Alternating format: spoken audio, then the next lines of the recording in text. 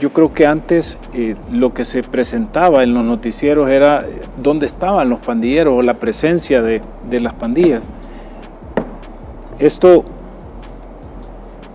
que tú estás viendo, que los salvadoreños están viendo, es la presencia de nuestra policía en tiempo real, a nivel nacional. Así es como estamos desplegados a este momento, a este segundo, a nivel nacional, que incluso hasta la isla de Conchagua tiene presencia ahí de un elemento a pie. Ahí lo estamos viendo, de hecho. Noticias en tiempo real. El ministro de Seguridad, Gustavo Villatoro, revela la exitosa estrategia de seguridad del presidente Nayib Bukele y los planes para 2025 que van a garantizar la seguridad de los salvadoreños. Bueno, quiero que de hecho comencemos hablando, antes de cómo cerró octubre, quiero que veamos este video para que por supuesto usted mismo sea quien nos cuente qué es lo que ocurrió precisamente hace un par de minutos. Descríbanos, ministro. Bueno, mira, básicamente, y esto habla de toda esta colaboración que tenemos con los países vecinos. Este era un ranflero de Cabañas. Sus antecedentes, obviamente dentro de la pandilla, datan de varios años. Sin embargo, él desde más o menos 2016-2017 implementó uno de los primeros que nosotros le llamamos grupos armados. Es decir, cuando él obtiene la orden de captura judicial, se mueve con su grupo hacia las montañas de Cabaña, y desde ahí estuvo haciendo una gran cantidad de asesinatos. Imagínate que él, alias Infierno, tiene 8 órdenes de captura por homicidio. 8 órdenes. Sí, todos cometidos desde que se fue a la zona de las montañas de Cabañas. Obviamente este era un perfil, porque él ya había dejado de ser solo homeboy y ya era ranflero. No era de las 15 sillas, pero era ranfla. Digamos, tenía un grado alto. Un nivel bastante alto dentro de la pandilla. Y desde el 2022, no sé si tú te acuerdas, bueno, la gente se ha de acordar, que hicimos varias incursiones en la zona de Cabañas, sí, tanto el ejército como la policía, decomisando armas, y el ejército también. Una vez tuvo un intercambio de disparos con ellos que incluso fue muy sabido del equipo de protección que recién se le había dado por parte del ministro de Merino a la tropa, y que uno de los impactos le había caído en el casco, que fue lo que le salvó la vida al elemento de la Fuerza Armada. En esa ocasión se decomisaron más o menos como 12 armas de guerra, armas de fuego de alto calibre, de alta capacidad para matar salvadoreños, de tal suerte que sí era una persecución bastante fuerte la que manteníamos, y a iniciativa del director Arriaza es que se hacen las coordinaciones con Estados Unidos, porque, o sea, estaba allá. A raíz de todos estos golpes y todos estos impactos que habíamos estado teniendo, operaciones estratégicas en Cabañas, pues él se va para Estados Unidos, y allá por enero de este año es que le confirman al director Arriaza que el sujeto se encontraba en el estado de Texas, ¿ya? Y entonces empieza todo este trabajo de colaboración, y es lo que recibimos esta semana, y del aeropuerto lo llevamos directamente al SECOT, que es donde deben de estar estos terroristas asesinos seriales. Aquí nos garantizamos que ni en ciudades de Estados Unidos ni en este país este sujeto va a cometer ningún otro hecho delictivo. Ahora bien, ministro, este sujeto es una de las personas que ustedes lo consideraban uno de los más buscados. Claro, digamos, el perfil era bastante alto, y no solo por el hecho de que él alcanzó a ser ranflero dentro de la organización terrorista MS, sino además por la cantidad de homicidios que cometía estando digamos, en la clandestinidad. Operaban al estilo de lo que ya sabemos, de los ex guerrilleros en la década de los 80. Tenía 8 órdenes de captura. Claro, pero no era ninguna casualidad que en un gobierno del FMLN ellos hayan decidido irse a hacer grupos armados irregulares y enmontañarse. De todo es conocido toda la asistencia que esta gente le dio a estos terroristas. Pero bien, acá por dicha y con la colaboración o coordinación que tenemos con el gobierno de Estados Unidos, pues logramos el objetivo de la justicia salvadoreña, que era traerlo y someterlo a nuestra jurisdicción. Obviamente, los 8 tribunales que lo reclaman van a ser notificados de que ya está el imputado en el país y adicionalmente va a tener que responder por las agrupaciones ilícitas, que es fruto de todas estas reformas y este trabajo valiente que a la cabeza del presidente Nayib Bukele hemos realizado para que precisamente las leyes penales no sean aliadas de los criminales, sino que le respondan a la sociedad. Y eso es lo que hemos logrado a partir de la implementación del régimen y las consecuentes reformas que hemos llevado a la Asamblea Legislativa. Antes de pasar a otro tema y culminar ¿cuál es el mensaje que está mandando el presidente Nayib Bukele con ese tipo de acciones a los salvadoreños? Bueno, básicamente esa confianza, esa tranquilidad que debemos de transmitirle a los más de 6 millones de salvadoreños, de que tiene un presidente firme, valiente, que la estrategia, que si bien es cierto, hemos destruido ese estado criminal paralelo, la estrategia no se detiene y tanto en suelo patrio como fuera de nuestra frontera vamos paso a paso y día con día tras estos asesinos seriales. Bueno, claro mensaje. Ministro, ¿cómo cerró octubre? Entiendo yo, por la información que he estado viendo y las noticias, octubre cerró como el mes más seguro en la historia de El Salvador.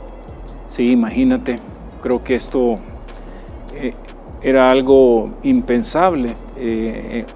Los que ya tenemos más de 50 años, creo que sufrimos esa década de los 80.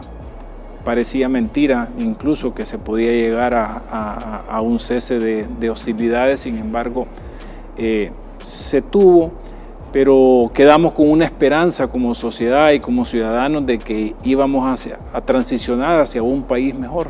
Sin embargo, todo fue completamente lo contrario.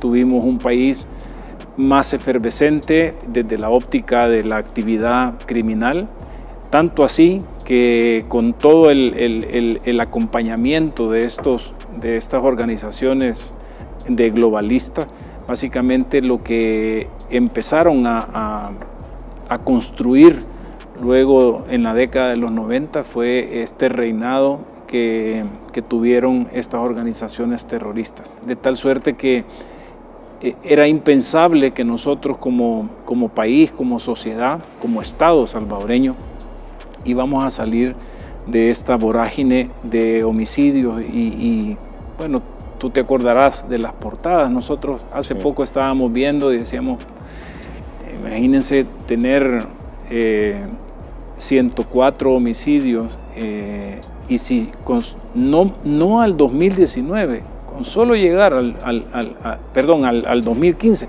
con solo llegar al 2019, números de más de 3.000 homicidios en un año, y ahora pues obviamente veníamos el año pasado con ese hito de 6 homicidios y este mes de octubre lo cerramos con 4 homicidios intencionales. Como te digo, esto es impensable. Sin duda hay una transformación en materia de seguridad y esa transformación también está cambiando la forma en que el salvadoreño camina por las calles, el rostro, se ha devuelto la esperanza, pero además el presidente Nayib Bukele está claro que con esta seguridad que ahora tenemos, que es envidiable ya no solo para países de Centroamérica o del continente americano, No del mundo. sino ya somos una referencia mundial, ¿ya?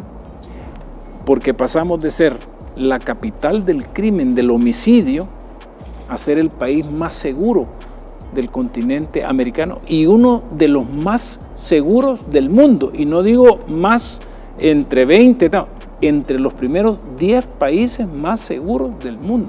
Es decir, creo que esto nos genera todas las bases necesarias para que por fin el desarrollo venga al país. Imagínate antes cómo podías pensar, por más programa educativo bueno que tuvieras, en libros, en equipo, en dinero, en presupuesto, pero si a las escuelas no podían llegar los maestros porque estos terroristas no las dejaban, ¿qué plan de salud rural podías implementar si también estos terroristas no dejaban moverse a funcionarios del Ministerio de Salud?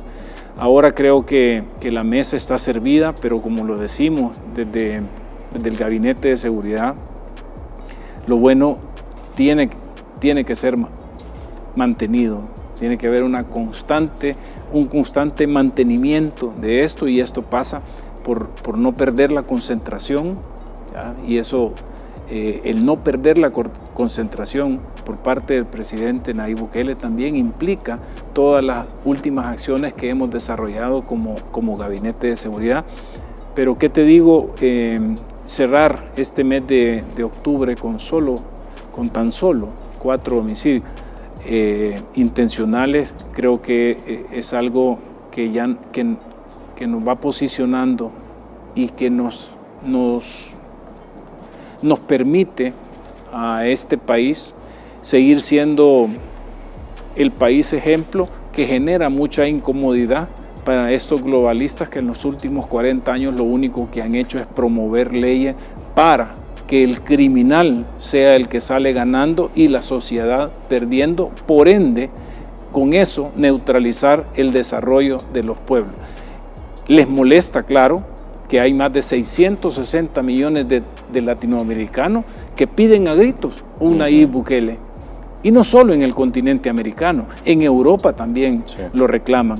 En países que nosotros antes mirábamos como países seguros y que hemos visto cómo, a raíz de todas estas leyes perversas, han venido cayendo en una debacle donde de manera coincidente el gran perdedor siempre es el ciudadano. Entonces, imagínate el poder que ahora tiene el presidente Nayib Bukele y El Salvador en ser un ejemplo. Y cuando te digo ejemplo es que nosotros no estamos generando una doctrina o algo en un papel bien bonito diciendo académicamente que no, el problema es que los datos, y más allá de los datos, es el respaldo de 6 millones de salvadoreños, los que dan fe del trabajo que estamos haciendo. Bueno, de hecho Harvard lo puso como ejemplo recientemente. Claro, porque obviamente, digamos, analizar ciencias exactas y poder encontrar caminos en ciencias exactas es fácil. A ellos les llama la atención este fenómeno precisamente porque es un giro de 180 grados contra algo que se pensaba o se decía que era imposible. ¿Ya? Entonces, ¿cuántas interacciones o cuántas voluntades o emociones se tienen que analizar para entender este fenómeno que nace desde la cabeza del presidente Nayib Bukele, que se ejecuta por parte de su gabinete de seguridad, pero que además genera una respuesta positiva en más de 6 millones de salvadoreños? Porque ahora, independientemente de las herramientas que nosotros podamos tener, ¿tú crees que el salvadoreño, cuando ve a un pandillero que por necesidades de llegar a traer comida o algo, llega a su vivienda, ¿tú crees que no son ellos los primeros que nos avisan? Que denuncian, claro. ¿ya? Tenemos una población más empoderada ahora. Más empoderada, algo que no mirábamos en los primeros meses de régimen, pero que poco a poco, paso a paso, como dice el presidente, ha venido consolidando y empoderando a la población salvadoreña hacia sus autoridades, y importante es que ven la respuesta de las autoridades, del Gabinete de Seguridad a este tipo de llamados. Y hablemos también del tema de la impunidad, que yo creo que vale la pena hablarlo. ¿Cómo era en el 2019 cuando llegó el presidente Nayib Bukele y cómo es a esta altura del Plan Control Territorial y el régimen de excepción, el tema de la impunidad? Fíjate que este tema es una de las claves diferenciadoras de el Plan Control Territorial o del plan del presidente Nayib Bukele en materia de seguridad. La tasa o la impunidad que nosotros recibimos en el 2019 fue de 97%. Quiere decir que a esos estados que estos hipócritas globalistas llamaban estados de derecho, de 100 homicidios, solo tenían capacidad de hacer justicia en 3. 97 quedaban en la impunidad. ¿Qué quiere decir quedar en la impunidad? Que nunca ninguna autoridad capturaba a los responsables y los sometía ante la justicia. Porque recuérdate que, es decir, ¿qué es lo que te queda a ti como ser humano cuando hacen algo en contra tuyo o en contra de un familiar? Simplemente le pides a quien le tengas que pedir, a ese ser superior que conocemos y llamamos de diferente forma, justicia. Justicia, claro. ¿Ya? Entonces, esos estados anteriores de los cuales nosotros recibimos eran incapaces de llenar ese vacío que es de la esencia humana, la justicia, porque es lo único a lo que podemos anhelar después de una mala conducta hacia nosotros, hacia un ser querido. Venir y transformar la impunidad del 97% que nosotros recibimos cuando activamos el protocolo de guerra, régimen de excepción, en marzo de 2022, fíjate que ese año, por primera vez en la historia de este país, la tasa de impunidad fue de 35%. ¿Ya? Después de haber recibido 97, ¿ya? La logramos bajar a 35. Y el año pasado se cerró con 5%. Entonces, si recibimos 97, llegamos a 5, quiere decir que prácticamente ahora este Estado de Derecho firme y valiente tiene de 100 homicidios o de 10 homicidios, tiene la capacidad de hacer justicia en 9.5 de ellos. ¿Qué quiere decir eso? Que ya no es negocio matar. ¿Ya? Y antes era atractivo matar, porque sabías que tenías 97% de chances de que nadie te iba a capturar. Claro. Nadie te iba a capturar. Y te capturaban, y en esto, te dejaban fuera. Como siempre relaciona el presidente, en esta parte de la impunidad, es donde el crimen y la parte financiera se parecen. ¿Ya? Porque el financiero, ¿a dónde va a poner su dinero? Donde tenga una mejor rentabilidad, ¿ya? Y el criminal, ¿qué delito va a cometer? Aquel que le genere mejor rentabilidad. ¿Y cuál es la rentabilidad del crimen? La impunidad. Entonces nosotros, con el presidente Nayib Bukele, lo que estamos haciendo es destruyendo, para que se entienda mejor, la rentabilidad del crimen. ¿Ya? empezamos con el homicidio y seguimos bajando. Y seguimos bajando. Ese mensaje claro y contundente de qué es lo que como Estado no vamos a tolerar. Y todos los delitos relacionados a la vida, todos los delitos relacionados a la libertad sexual, todos los delitos relacionados al patrimonio, todo aquello relacionado a la venta de droga o a la venta de ese veneno, es completamente intolerable por parte de este Estado de Derecho que de la mano y bajo el liderazgo del presidente Nayib Bukele se ha construido. Ahora bien, me llama mucho la atención, ministro, este 5% que digamos todavía está como de impunidad, que es casi nada, digamos, si volteamos a ver año 2019 para acá, ¿por qué no se logra, digamos, erradicar? ¿Por qué este 5%? De pronto no los encuentran ¿por qué no se baja a cero? Mire, siempre... Es bien complicado el tema, pero... Sí, pero la pregunta es válida y es entendible, pero recuérdate que eso no quiere decir que se deja de investigar. Exacto. ¿Ya? Es decir, obviamente tenemos mejores capacidades, mejores herramientas para poder ir solucionando todos esos delitos, de tal suerte que por eso es que tú ves que estamos solucionando o capturando homicidas incluso de homicidios que ocurrieron allá por el 2009, allá por el 2015, por lo mismo, por esa lucha constante y permanente para no dejar en la impunidad a ningún homicida. Ahora bien, cuando ya hablamos de la impunidad, ese 5% que nosotros tenemos hoy como Estado,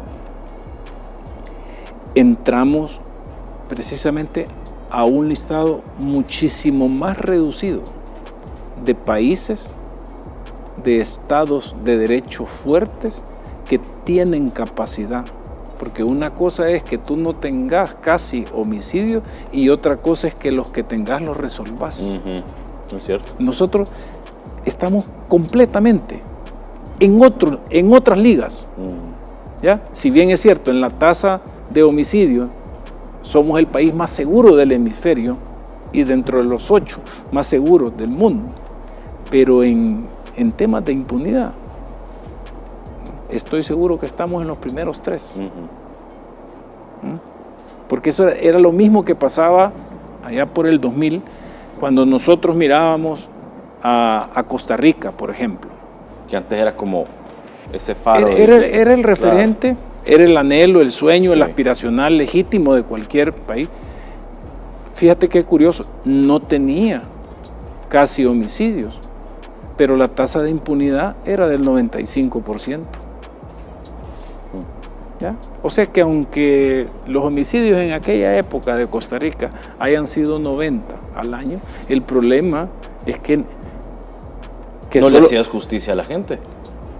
Que habían un margen de 10 de esos 90 que solo en eso podía hacer justicia. 80 quedaban en la impunidad. Es decir, este tema de la rentabilidad del crimen o de la impunidad es bastante interesante, pero que obviamente, y era la idea que quería decirte, el concepto del plan control territorial es una mezcla entre estrategias de seguridad, pero también de la mano con la justicia. Y cuando digo de la justicia es precisamente revertir esa tasa de impunidad, porque estas dos son las que te permiten garantizar que tus acciones de seguridad tienen larga data hacia adelante y van a pasar 10 años, van a pasar 20 años, van a pasar 30 años, pero el criminal sabe que en ese delito no es rentable y que va a perder y va a ser despedido de la sociedad y se va para prisión. ¿Ya? Eso es lo que muchas veces cuando se analiza esto. ¿Por qué te lo digo esto? Porque obviamente muchos podrán recordar el famoso plan de seguridad del exalcalde de Nueva York, Giuliani, por ejemplo. Sí. O cualquier otro plan de seguridad de los que se hayan conocido. Salió Giuliani y el crimen volvió a las calles. ¿ya? Porque eran nada más medidas desde la óptica de la seguridad. Aquí es donde viene la sabiduría del presidente y de incorporar no solo estrategias que nos permitan sacar de la sociedad a estos homicidas, sino que además que nos garantice que cualquier homicidio que se cometa no va a quedar impune. No va a quedar impune. Y fíjate que incluso nosotros estamos también en los primeros 3 países del mundo. Inglaterra, cuando se comete un homicidio, ellos destinan en las primeras 94 horas un aproximado de 75 investigadores para poder resolver ese crimen en las primeras 24 horas. ¿Ya? Y conforme van pasando los días, la cantidad va disminuyendo, hasta que se quedan nada más los 2 investigadores que están asignados a ese caso. Solo para que tengas una idea, nosotros, cuando se comete un homicidio en este país, invertimos más de 125 investigadores que están en las primeras 72 horas, desde el minuto posterior.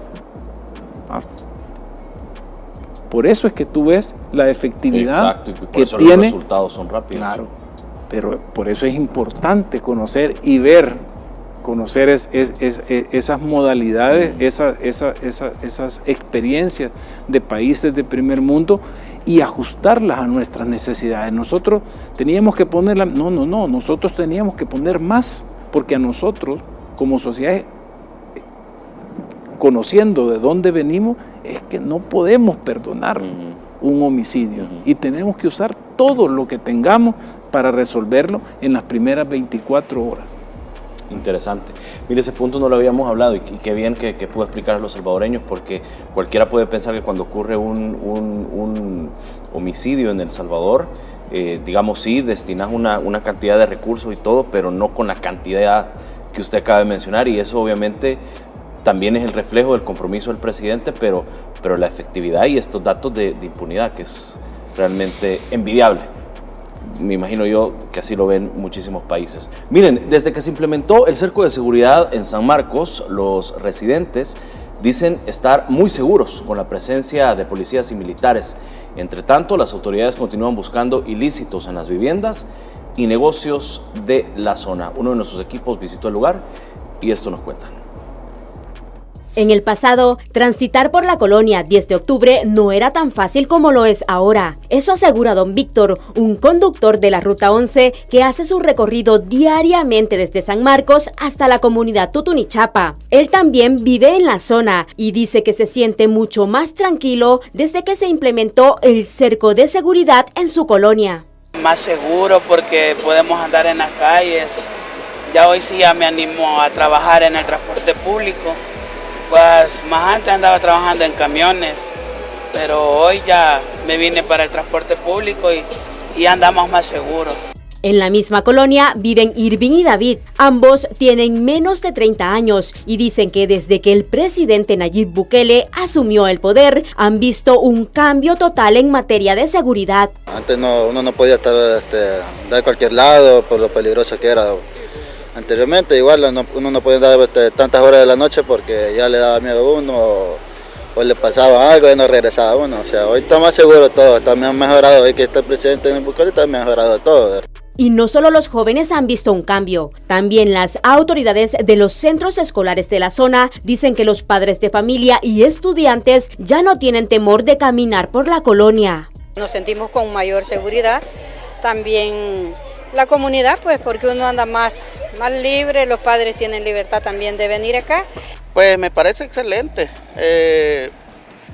nos sentimos más seguros, gracias a Dios todo ha cambiado. La colonia antes era terrible, pero gracias a Dios y al presidente todo ha cambiado. Y mientras los residentes de la colonia 10 de octubre viven en tranquilidad, la operatividad de las fuerzas del orden continúa. Esta vez impulsaron una serie de inspecciones en las residenciales aledañas con el objetivo de buscar ilícitos. Bueno, este es el sentir de los habitantes en la colonia 10 de octubre en San Marcos, con este cerco de seguridad, uno más instalado por supuesto en el país y que responde al componente o a la fase de extracción dentro del Plan Control Territorial. ¿Cuál es el balance que se puede hacer a esta hora de la noche, ministro, para los salvadoreños de este cerco? Bueno, desde la instalación, a primera hora del día 28 de octubre, así que de domingo para lunes, en conjunto con el señor ministro de la Defensa, pues se montó este cerco de seguridad. En las primeras 24 horas ya habían algunos resultados que confirmaban esa información de inteligencia policial, que al final, junto con el clamor, es lo que hace a nuestro presidente Nayib Bukele tomar la decisión y ordenarnos a nosotros como su gabinete de implementarlo. Luego de haber transitado estos primeros casi 5 días de la semana, tenemos 11 detenciones vinculadas a pandillas, es decir, entre homeboy y colaboradores. Y pues, como me preguntaste que a esta hora, entonces ya son 12, ya pues por el canal de la policía oficial, pues ya se va a informar de esta otra captura, que si bien es cierto se da en una zona geográfica diferente, pero es parte del entendimiento que nosotros tenemos de lo que era el programa San Marco de la MS, que tenía presencia en otros distritos, llamémosle así ahora, y este pues es un objetivo de alto valor con el rango de palabrero, que ya va también, de tal suerte que a este momento tenemos 12 capturas relacionadas a esta organización terrorista y son 21 capturas relacionadas a delincuentes comunes. Recuérdate que cuando se implementa este cerco, el Gabinete de Seguridad ampliado comienza a generar todas las coordinaciones necesarias, y es así como también por parte de la Fiscalía nos entregaron orden de captura de delincuentes comunes relacionados a delitos sexuales, entiéndase, agresión sexual, violación y otros relacionados también a temas de hurto, estafas, de tal suerte que este resultado de 34 con el que te estoy mencionando, básicamente es lo que tenemos a este momento. Es decir, 12 pandilleros más 1, corrigiendo, 12 pandilleros capturados más 1 que acaba de ser hace unos minutos, son 13 más 21, son 34 detenciones que ha aportado el cerco en la 10 de octubre y que comprende no solo el entorno cercano o la comunidad cercana a la 10 de octubre, sino también operaciones en otros municipios relacionados a esa organización terrorista que estaba en ese sector. ¿Han encontrado dentro del cerco armas, droga, de pronto algún plan de estas estructuras de querer hacer o atentar contra alguien? Mira, tenemos armas, hay arma corta, hay evidencia también se ha decomisado droga. Acá dentro de algunas modalidades también incorporamos a nuestro equipo de K9, también el ejército incorporó a sus caninos en esto, que es parte de todo. Y adicional a los 2.000 elementos de la Fuerza Armada más 500 de la policía, también incorporamos a 190 alumnos que están ya en sus últimos meses de preparación antes de ser policía, para que nos generaran todo un levantamiento de las 3 etapas de la 10 de octubre, de tal suerte que el trabajo que ellos realizaron nos permite tener los datos de más de 1.100 viviendas que hay entre las 3 etapas de la 10 de octubre, y eso además permite que todos esos nombres, todas esas verificaciones casa por casa, como se hacen con nuestra herramienta ONI, en el momento que usted mete el nombre de alguien y esa persona tiene orden de captura, inmediatamente la plataforma le notifica para poder hacer que que ya nos pasó en la campanera con los alumnos de la academia que andaban, vamos a decirlo, identificando a las personas casa por casa, y en una de esas pues encontramos a un reclamado. Ahora, no sé si tú viste, pero en un retén policial normal en carretera, nuestros policías, como parte de todas estas estrategias que nos exige el presidente Nayib Bukele, es toda la innovación. Entonces ahora nosotros estamos llevando la información a la palma de la mano de nuestro pueblo. Imagínate que 3 personas que no parecían que tenían cuentas pendientes con nada, entre las 3 personas acumulaban 32 órdenes de captura por delitos de estafa. Casi que un promedio de 10 órdenes por cada. Vi las fotos, definitivamente no parecían. Sí. Esa es la importancia de incorporar herramientas tecnológicas precisamente para mejorar el nivel de impacto. Ahora, ¿qué pasa? Nosotros ya tenemos toda esa información de las 1.100 viviendas, ya sabemos a dónde hay una tienda, quién es la responsable de esa tienda, dónde hay una panadería, quién es el responsable de panadería, que al final es toda información que nos sirve para. Y si a eso tú le sumas que nosotros no solo estamos llegando y implementando un cerco de seguridad, sino que además generando una auditoría de las necesidades, ¿ya? Esa misma madrugada hablamos para que se hicieran unos trabajos ahí relacionados a una fuga de agua que vimos, un tema de alguna luminaria, y también en esta semana se incorporó el Ministerio... Ahí están, de hecho, los 3 que estábamos hablando. Sí.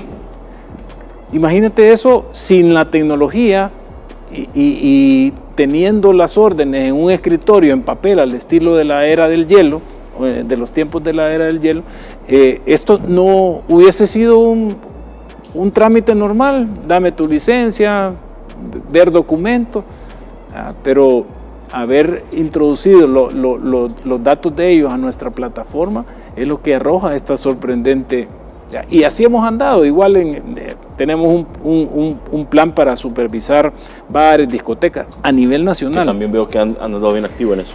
Y hemos identificado personas que son reclamadas, ¿ya? Que si no tuviésemos la tecnología, hubiera sido un chequeo normal sin ninguna cosa. Entonces es parte de, cuando tú me preguntabas fuera de cámara cómo se hace esto, pues obviamente es ese trabajo, poder pensar fuera de la caja, que siempre lo menciona el presidente, incorporar nuevas herramientas para precisamente tener resultados diferentes. No es arte de magia lo que estamos haciendo, ¿ya? Obviamente estamos claros y convencidos de esa mano de Dios que hemos tenido en todo este caminar, que sin duda ha valido la pena, pero no solo se trata de pedirle a Dios, ¿ya? Sino que también tenemos que caminar en consecuencia, y ese caminar en consecuencia, lo que Dios nos pide a nosotros es no perder la concentración.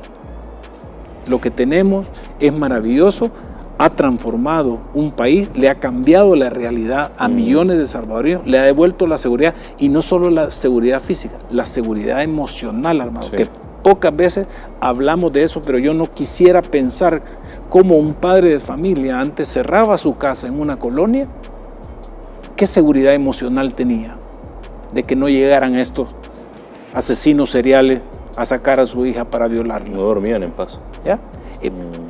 ¿Te imaginas todo lo que se ha... Pero claro. Yo creo que eso es lo más profundo del plan de seguridad del presidente. Creo que ese es el principal núcleo. Más allá de capturas, más allá de armas que de pronto puedas agarrar o confiscar, yo creo que lo más importante es la paz de los salvadoreños. Claro. Creo que esa es la esencia. Claro, por eso digo, pero es como entender que esta es una obra de Dios que se materializó a través del presidente, de su gabinete, de los más de 50,000 héroes de nuestras fuerzas del orden, pero que también requiere ese compromiso y esa concentración y acción. Es decir, no solo es pedir, es hacer acciones que vayan en razón de lo que yo estoy pidiendo para lograr mantener esta comunión que tenemos entre pueblo, gobierno, Estado y la ayuda que tenemos de parte de nuestro Creador. Ministro, ¿cómo nos están viendo a nivel internacional? El plan Bukele, sin duda, el plan de seguridad del presidente Bukele, sin duda, es un modelo de éxito a escala, no de Latinoamérica, no de Centroamérica, no de la región, sino a nivel mundial. Sí, bueno, tal vez antes de contestarte, Armando, y en línea con esa innovación, con esa Estamos hablando del bloque anterior. Instrucción que recibimos, yo creo que antes lo que se presentaba en los noticieros era dónde estaban los pandilleros o la presencia de las pandillas. Esto que tú estás viendo, que los salvadoreños están viendo, es la presencia de nuestra policía en tiempo real, a nivel nacional. Así es como estamos desplegados a este momento, a este segundo, a nivel nacional, que incluso hasta la isla de Conchagua tiene presencia ahí de un elemento a pie. Ahí lo estamos viendo, de hecho. Es parte de toda esta transformación. Esto te permite a ti generar cambios con el auxilio de la tecnología que generen un mejor resultado en tiempo real. Ya. Ahora bien, volviendo a tu pregunta, todos fuimos testigos de la visita oficial, primero la que recibió el presidente Bukele por parte del presidente Milei el día de la toma de posesión. Eso genera una instrucción a sus ministros de seguridad de trabajar de la mano. ¿Ya? Y luego a los días nos visita la ministra Patricia Bullrich acá a El Salvador y empezamos a generarle como gabinete de seguridad, a darle como un tour completo de qué es lo que habíamos hecho. De hecho, conversamos con ella acá. Sí, incluso creo que vino acá y después nos recibió el señor presidente. La cosa, y luego de esta visita oficial del presidente Nayib Bukele a Argentina, confirma toda esta plática entre dos amigos sinceros, entre países que no vamos a... Les hemos dado un libro abierto de todo lo que hemos hecho sin ningún tipo de maldad, muy diferente a lo que nosotros recibimos en los últimos 30 años, desde iniciativas de nuevos códigos, de crear la ley para que los menores fueran impunes, de suprimirnos la ley de policía, es decir, todo ese desastre, ¿ya? Y tenemos con Argentina ese diálogo franco, y para nosotros desde este pequeño país del continente americano nos agrada ver cómo lo que nosotros hablamos con ellos de forma transparente se implementa en Argentina, y al implementarse en Argentina también genera resultados positivos, ¿ya?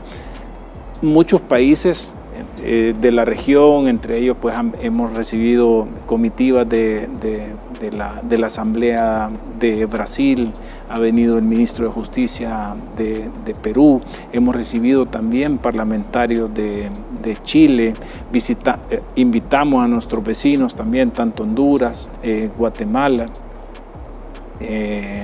también pues en mi tránsito hacia el sur, pasé hablando con el ministro de Seguridad de Panamá también. Es decir, hay mucho interés en lo que El Salvador está haciendo. Como te decía al principio, creo que el poder del ejemplo es lo más fuerte que nosotros tenemos, ¿ya? Porque no estamos hablando por hablar ni haciendo comunicaciones por comunicar. Lo que es una realidad. Es que tenemos una realidad en este país, esa transformación.